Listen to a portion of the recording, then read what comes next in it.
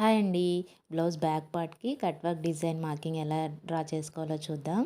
ఈ video skip చేయకుండా చూడండి. చాలా క్లియర్‌గా ఎక్స్‌ప్లెయిన్ చేశాను. బ్యాక్ పార్ట్ నెక్ పైన 2½ ఇంచ్, కింద 3½ ఇంచ్ తీసుకోవాలి. ఈ కట్ వర్క్ డిజైన్‌కి కింద బ్రాడ్‌గానే ఉండాలి. అప్పుడే నెక్ రౌండ్‌గా ఉంటుంది. ఇప్పుడు క్యాన్వాస్ పేపర్‌ని డబుల్ ఫోల్డ్ చేసి folding blouse back part folding పైనే పెట్టి నీట్‌గా ట్యాప్ చేసుకోవాలి. ఇలా చేయడం వల్ల నెక్ మార్కింగ్స్ పేపర్ మీద పడతాయి. ఇప్పుడు ఆ మార్కింగ్‌ని డార్క్ చేసుకుని మార్కింగ్ నుంచి అవతలకి ఒక ½ ఇంచ్తో నెక్ మొత్తం మార్కింగ్ వేసుకుంటూ రావాలి. ఇక్కడ కట్ వర్క్ కోసం నేను ఒక మూతను వాడుతున్నాను.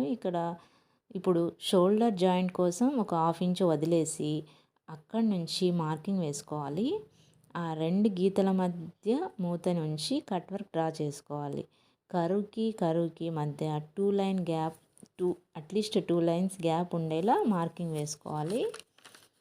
ఇలా వేయడం వల్ల కుట్టేటప్పుడు కరువుకి మధ్య ఓవర్లాప్ అవ్వకుండా నీట్గా వస్తుంది. నెక్స్ట్ వీడియోలో దీన్ని బ్లౌజ్పై ఏ విధంగా కట్ వర్క్ స్టిచ్ చేయాలో చూద్దాం. ఈ వీడియో నచ్చితే లైక్ చేయండి, షేర్ చేయండి. Thank you.